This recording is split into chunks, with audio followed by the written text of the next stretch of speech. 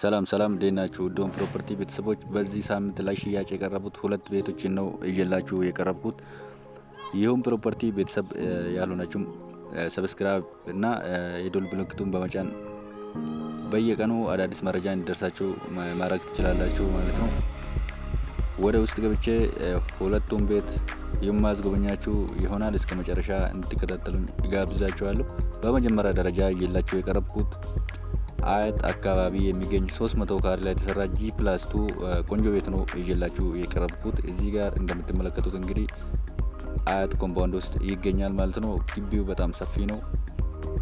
4-5 መኪና ማቆም የሚችል ግቢ ያለው እዚህ ጋር እንደምትመለከቱት እንግዲህ ግቢ በሁለት በኩል ሰፊ ግቢ ያለው ማለት ነው። የራሱ ግሪንም አለው እዚህ ጋር እንደምትመለከቱት። ወደ ውስጥ ስንገባ ደግሞ ሰፊ ሳሎን እናገኛለን ማለት ነው። እዚህ ጋር የምትመለከቱት ኮሊደሩ ነው ማለት ነው። የእንግዳ ማረፊያ አንድ መኝታ ቤት አለው። እዚህ ጋር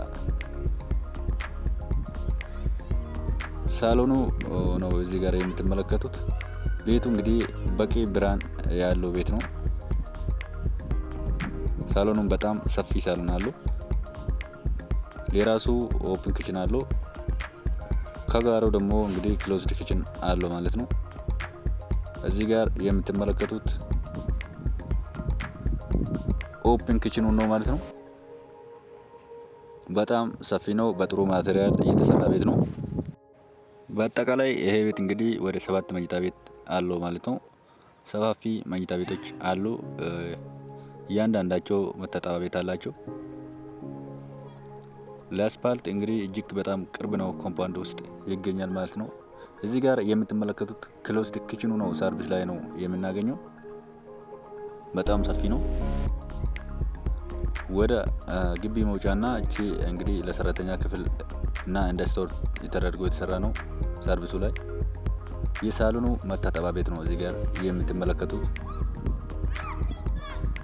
ደረጃ ወይ ደግሞ መወጣጫም እንግዲህ በአሪፍ ዲዛይን የተሰራ ወደ አንደኛ ፍሎር ላይ እየደረስን ነው። አሁን እንግዲህ እዚህ ጋር እንደምትመለከቱት የልጆች መኝታ ቤት ነው በመጀመሪያ የምናገኘው። የራሱ ቁም ሳጥን አለው። የልጆች መኝታ ቤት የራሱ የሆነ መታጠቢያ ቤትም አለው ማለት ነው።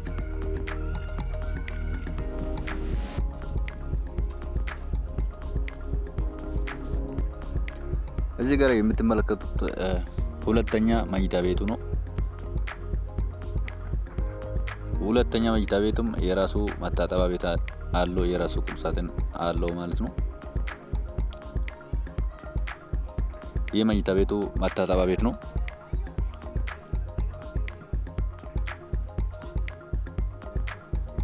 ቁም ሳጥንም አለው ማለት ነው። እዚች ጋር ደግሞ እንግዲህ አንድ መኝታ ቤት ነች። ቁልፍ ነው። አጋጣሚ ተቆልፎ ነው እቃ ስላለበት። እዚህ ጋር ደግሞ እንግዲህ እንደ ሚኒ ሳሎን ነገር አድርገው ነው ያሰቡት። የራሱ በረንዳ አለው። ሰፊ በረንዳ አለው። እዚህ ጋር እንደ መኝታ ቤትም መሆን ይችላል ማለት ነው። ለመኝታ ቤትም መጠቀም ይቻላል ማለት ነው። ወደ ሁለተኛ ፍሎር እየወሰድኳችሁ ነው።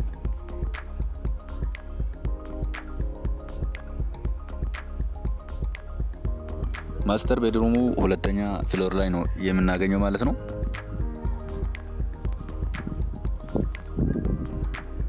እዚህ ጋር የምትመለከቱት አራተኛ መኝታ ቤት የራሱ ሻወር፣ ሽንት ቤትና የራሱ ቁም ሳጥን ያለው ነው ማለት ነው።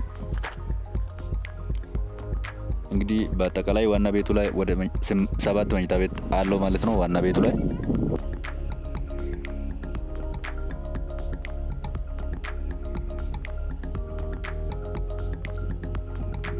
እዚህ ጋር የምትመለከቱት ደግሞ እንግዲህ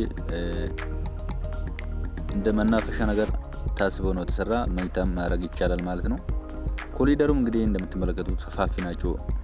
ቤቱ 300 ካሬ ላይ ነው የተሰራ ብያቸዋለሁ።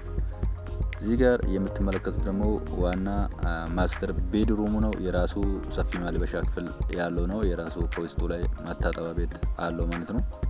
የዚህ ቤት ዋጋ እንግዲህ 61 ሚሊዮን ብር እየተባለ ነው። ወሳኝ ገዢ ካለ ቀርቦ መነጋገር ይችላል ማለት ነው። በባንክም የሚፈልግ ሰው ካለ ባንክ 54 ሚሊዮን ባንክ አለበት። ለእጁ 7 ሚሊዮን እያለ ነው፣ ይደራደራል። መልካም ጊዜ ይሁንላችሁ። በሁለተኛ ደረጃ ይዤላችሁ የቀረብኩት አያት 49 አካባቢ የሚገኝ G+3 የሆነ ቤት ነው። ሰፈሩ ኮምፓውንድ ውስጥ ነው። እጅግ የለማ ሰፈር ውስጥ ይገኛል። 75 ካሬ ላይ ነው የተሰራ G+3 ቤት ነው። ቤቱ አዲስ ቤት ነው። እንግዲህ ግቢው አንድ መኪና ማቆም የሚችል ግቢ ያለው፣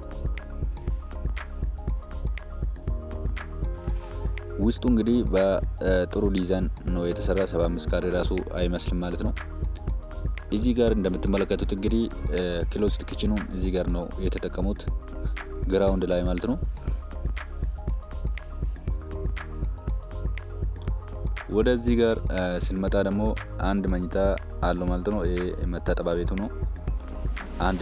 አንድ መኝታ ቤት ደግሞ ከጀርባ ላይ አንድ መኝታ ቤት እናገኛለን ማለት ነው።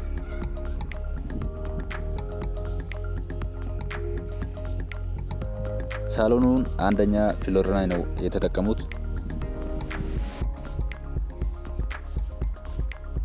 በመጀመሪያ ደረጃ የሳሎኑ መታጠቢያ ቤት ነው እዚህ ጋር የምትመለከቱት።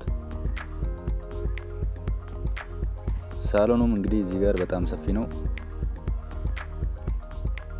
የራሱ ኦፕን ኪችን አለው። በጣም ሰፊ ነው። የሚያምር ሳሎን አለው ማለት ነው።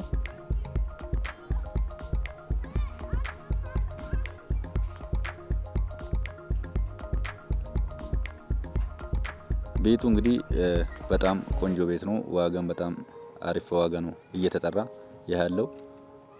የዚህ ቤት ዋጋ እንግዲህ 20 ሚሊዮን እየተባለ ነው። በካሽ ከሆነ ይደራደራል፣ ይቀንሳል ከዛ በታች። በባንክ ብድርም መግዛት የምትፈልጉ ሰዎች ካላችሁ በባንክም ይሸጣል ማለት ነው። እዚህ ጋር የምትመለከቱት ደግሞ እንግዲህ መኝታ ቤቶች ናቸው። የልጆች መኝታ ቤቶች ነው። ማስተር ቤድሩሙ መጨረሻ ላይ የምናገኘው ሰፋፊ መኝታ ቤቶች አለው። 5 መኝታ ቤት አለው ማለት ነው። ይሄ ቤት የራሱ ቴራዝም አለው ከላይ። እንግዲህ እነዚህን ቤቶች መግዛት የምትፈልጉ ሰዎች ካላችሁ ስልክ ቁጥሬን መጨረሻ ላይ የማስቀምጥላችሁ ይሆናል። ደውላችሁ ልጠይቁን ትችላላችሁ ማለት ነው። በእነዚህ ቤቶች አቅም የሌለው ሰው ካለም እንግዲህ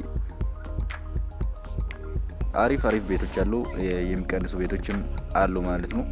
ደውላችሁ አማራጭ ልጠይቁን ትችላላችሁ ማለት ነው። እስከ መጨረሻ እንድትጎበኙት እጋብዛችኋለሁ። መልካም ጊዜ ይሁንላችሁ።